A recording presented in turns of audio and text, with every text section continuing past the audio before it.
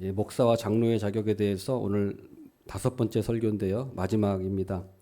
어떻게 공교롭게도 이렇게 또 목사 위임 투표가 있는데 그 전에 5주를 또 이렇게 목사와 장로의 자격에 대해서 말씀을 전하게 되었습니다. 뭐 전혀 생각지도 못했던 일인데 이렇게 된 걸 보면은 하나님께서 우리 교회에 필요하고 적절한 말씀을 주신 것이라고 저는 생각합니다. 오늘 마지막으로 우리 목사와 장로의 자격에서 2가지를 말씀하고 있습니다. 첫 번째로는 새로 입교한 자도 말지니 6절 말씀입니다. 새로 입교한 자도 말지니 교만하여져서 마귀를 정죄하는 그 정죄에 빠질까 하며 이렇게 말씀하고 있습니다. 목사와 장로를 세울 때는 새로 입교한 자는 세우지 말아라. 그러니까 초신자들을 말하는 것입니다. 또 꼭 초신자뿐만 아니라 이거를 또 다르게 말하면 좀 경험이 있고 원숙한 신앙이 성숙한 사람을 세우라는 의미겠죠. 우리 교단에서는 목사가 되기 위해서는 신대원, 총신대 신학대학원 3년 그것을 거쳐야 되고요. 그 다음에 또 강도사 1년, 또 목사 1년 이렇게 해서 총 최소 5년 정도의 시간이 있어야 목사 안수를 받게 됩니다. 하지만 사실은 이 5년이라는 시간도 길다고 볼 수는 없어요. 사실은 굉장히 짧은 것입니다. 신부가 되기 위해서는 뭐 한 10년 정도 그런 걸린다고 하잖아요. 그래서 저도 이걸 거쳐왔지만 사실 5년이라고 하는 목사 안수를 가장 빨리 받으면 5년인데 그 기간까지는 사실은 굉장히 턱없이 부족한 것이 사실입니다. 왜냐하면 성경 지식도 물론 배우지만 아직도 많이 배워야 할 것이 많고 정립해야 될 것이 많고 또 신학적이거나 교리적인 부분도 그렇습니다. 예. 그런 부분에 대해서 더 많이 배우고 해야 됩니다. 또 실제 목회 경험도 또 굉장히 중요하죠. 우리가 설교도 또 많이 해봐야 될 것이고 또 어떤 교회에 필요한 어떤 또 성도님들과의 관계, 교회가 어떻게 이루어지는지에 대한 그런 실무적이고 어떤 실제적인 일들을 또 경험을 분명히 해야 합니다. 그래서 최소 그래도 한 10년 정도는 과정이 사실은 거쳐야 되지 않을까 그런 생각은 들어요. 예. 지금은 사실 너무 속전속결로 이렇게 하는 경향이 많고 뭐 다른 교단은 더 빠르지만 예. 그래서 어떤 그런 시간이 필요한 것 같습니다. 저는 그 부교육자 생활을 2007년부터 해서 2024년도까지 해서 제가 계산을 해보니까 대략 한 17년간 정도 했더라고요. 전도사 때부터 해가지고 17년간 정도 했는데 저는 뭐 그 시간이 저에게 참 유익한 시간이었다고 생각합니다. 17년 동안의 그 전도사와 또 강도사, 부목사의 시간을 거치면서 많은 그런 경험을 하고 또 해봤어요. 그래서 어떤 교회도 여러 군데를 거치면서 좋은 점도 보고 또 좋지 않은 점도 많이 봤습니다. 그러면서 좋은 점을 봤을 때는 이거는 참 배워야겠구나. 그리고 좋지 않은 점을 봤을 때는 이거는 나는 하지 말아야겠구나 하는 그 반면교사로 삼는 계기가 돼서 좋은 점도 저에게 유익한 것이었고 안 좋은 점도 저에게 굉장히 유익한 시간이었습니다. 여러모로 볼 때 참 유익한 시간이었습니다. 만약에 이런 기간이 없었다면은 많은 시행착오를 겪었을 거라 생각해요. 물론 이런 경험이 없이 또 목회를 잘하시는 분도 있습니다. 그러나 저 같은 경우에는 저를 본다면 제가 만약에 어떤 기간이 없었다면 부교육자의 기간이 없었다면 없이 만약에 바로 만약에 어떤 그런 단임 목사를 갔다면 좀 많은 시행착오를 겪지 않았을까. 예. 그래서 그런 생각도 한번 해봅니다. 그러면 아찔할 때도 있고 그렇습니다. 그래서 많은 어떤 교회에 또 상처나 혼란을 줄 수도 있었을 것이고 하는 그런 생각을 하게 됩니다. 그래서 오늘 말씀이 참 중요한 것 같아요. 예. 근데 오늘 말씀에 왜 새로 입교한 자도 하지 말라고 하느냐? 그 이유가 교만하여져서 마귀를 정죄하는 그 정죄에 빠질까 하며 예.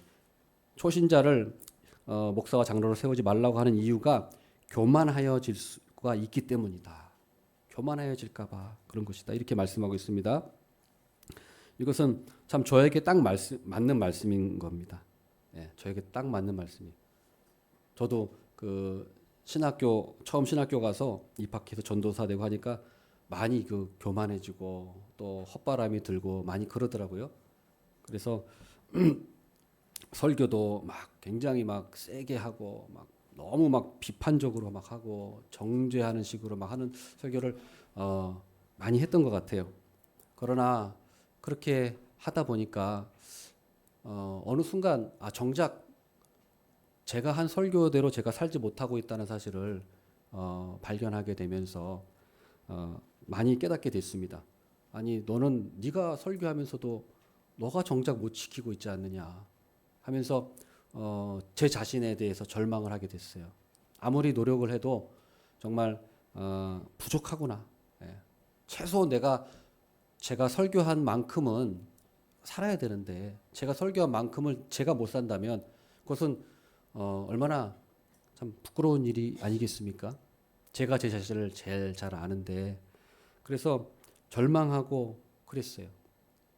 그러면서 한편으로는 참 겸손해야겠구나 라는 생각을 여러 번 참 많이 했습니다. 그래서 오늘 그 교만하여져서라는 말을 그 헬라어 원어를 보면은 튀포오라고 합니다. 튀포오는 그 원어 뜻을 보면은 연기에 쌓여 있다라는 뜻이에요. 연기에 쌓여 있다. 교만하다는 뜻이 연기에 쌓여 있다라는 뜻이라고 하는 거예요. 이 무슨 말일까요? 연기에 쌓여 있다. 이 말은 뭐냐면 무질서하다. 그리고 뜬구름 잡는다. 또 이상주의적인 그런 거를 말하는 거예요. 그러니까 너무 초신자는 열정은 있겠죠? 열정은 있을 거예요. 처음 예수님 믿어가지고 제 열정이 있잖아요. 근데 그때 만약에 어떤 지도자의 역할을 하게 되면 그 열정은 좋으나 그 열정이 너무 지나쳐서 자기의 어떤 그 이상주의에 빠져서 교회를 혼란스럽게 할 수도 있다는 거예요. 예. 그럴 수가 충분히 있습니다. 그래서 막 거창한 구호를 내세우고 막 성급하게 막 이렇게 나가고 또 자기의 뜻을 꺾지 않고 완고하고 또 그러다 보면 일을 그르치게 되고 또 그러다 보면은 일도 잘 안 되고 사람들에게 상처도 주고 이러면서 교회가 어떤 그런 어려움에 처할 수도 있다는 사실입니다. 그래서 우리 신앙은 하룻밤 사이에 뻥튀기처럼 되는 것은 분명히 아닙니다. 분명히 시간이 필요합니다. 누구나 다 그렇습니다. 많은 시간이 필요하고 많은 경험, 오랜 시간 훈련이 필요해요. 경험이 필요합니다. 그래서 우리 목사 장로를 세울 때도 이런 또 조건을 보고 우리가 결정을 해야 된다는 사실을 좀 기억했으면 좋겠습니다. 그다음 두 번째로 외인에게서 선한 증거를 얻은 자라야 된다고 7절에 말씀하고 있습니다. 또한 외인에게서도 선한 증거를 얻은 자라야 할지니 비방과 마귀의 올무에 빠질까 염려하라 이렇게 말씀하고 있어요. 외인에게서도 선한 증거를 얻은 자라야 한다. 이게 무슨 말입니까? 우리 그리스도인이 세상과 어떤 관계를 맺어야 하는지에 대해서 분명히 지침을 주고 있는 거예요. 우리 그리스도인들은 세상과 물론 적대적인 부분도 있습니다. 어떤 진리적인 부분에 있어서 그러나 그게 아닐 때는 진리적인 부분이 아닌 그 외의 부분은 우리가 세상과 어떤 관계를 맺어야 될까요? 좋은 관계를 맺어야 됩니다. 예, 좋은 관계. 진리는 타협하면 안 되지만 진리 외적인 것에서는 우리가 세상과 협력할 수도 있고 또 좋은 관계를 맺어가야 돼. 이것이 그렇기 때문에 목사와 장로를 세울 때 외인에게서도 세상 사람들에게서도 선한 증거를 얻는 자인지 봐라 이거죠. 한국 교회의 신뢰도가 지금 꼴찌입니다. 오래됐죠. 천주교가 1등이고 불교가 2등이고 우리 기독교가 3등입니다. 그런데 더 가슴 아픈 거는 우리 기독교가 천주교와 불교의 그 신뢰도의 절반밖에 못 미친다는 거예요. 절반 수준밖에 안 돼요. 3등이어도. 그러니까 얼마나 우리 교회 그리스도인이 세상 사람들이 보기에 신뢰할 수 없는 사람들인가. 그 사람들이 보기에 그렇다는 거예요. 만약에 우리 그리스도인들이 정말로 정직하고 그다음에 성실하고 공정하고 친절하고 이런 모습을 보여줬다면 세상 사람들은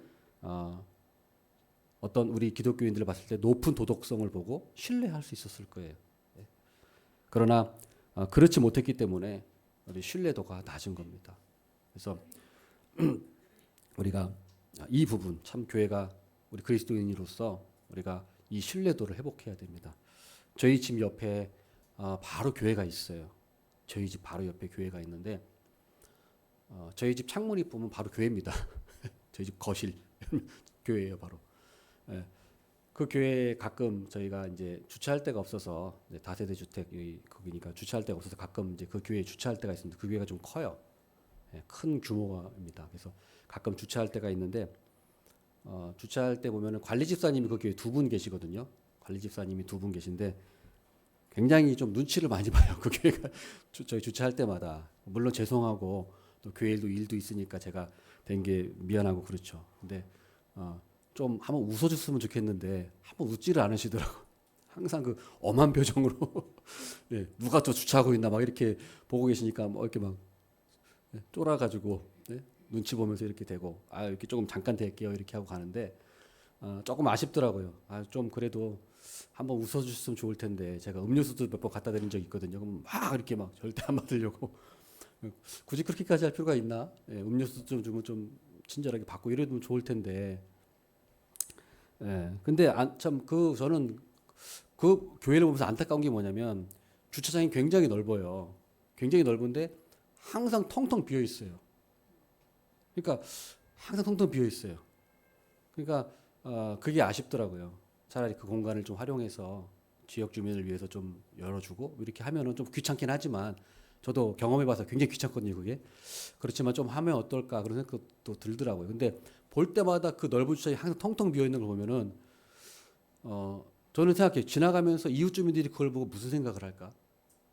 그 생각을 하거든요. 이웃 주민들이 그 텅텅 빈 교회 주차장을 보면서 아니 될 데가 없는데 그걸 보면서 그 교회에 대해 무슨 생각을 할까 생각을 해봐요. 참 안타깝더라고요. 그래서 한 번은 또 그 교회 주차를 또 하고 나오는데 그 교회 권사님이신 것 같아요. 권사님이 어디서 오셨어요? 그래서 저 이웃 주민입니다. 저 교회 저 옆에 다세대 주택 주민입니다. 그 다세대 주택 사람들 때문에 힘들어 죽겠어요.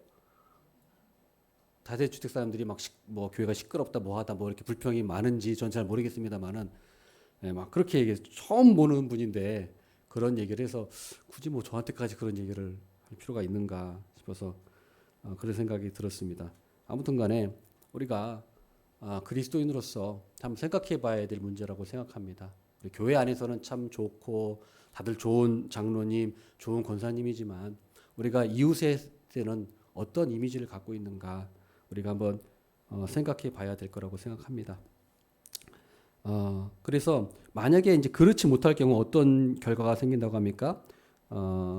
그 마귀의 올무에 빠질까 염려하라. 7절 보면은 마귀의 올무에 빠질까. 그러니까 우리 그리스도인들이 어떤 그 도덕적으로 제대로 살지 못할 경우에 마귀의 올무에 빠진다는 거예요. 마귀의 올무. 마귀의 올무. 그러니까 마귀는 항상 교회를 무너뜨리는 데 관심이 있잖아요. 목사를 무너뜨리고 장로를 무너뜨리고 교회를 무너뜨리는데 항상 마귀는 관심을 갖고 있습니다.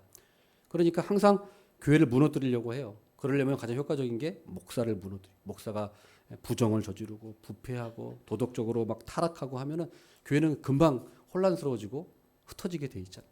그러니까 항상 목사가 넘어지도록 또 장로가 항상 넘어지도록 이렇게 마귀는 역사하는 것입니다. 그러니까 그러지 않기 위해서라도 우리가 어떤 그 정직한 모습, 성실하고 또 공정한 모습, 친절한 모습을 우리가 또 잘 우리가 신앙적으로 우리가 잘 견지해야 된다는 사실입니다. 그러지 못한 거기서 무너지면 교회가 무너지는 거예요. 교회가 무너지는 거예요. 그러니까 우리가 그런 사명감을 가지고 우리가 신앙생활을 해야 합니다. 신앙생활을 해야 돼요.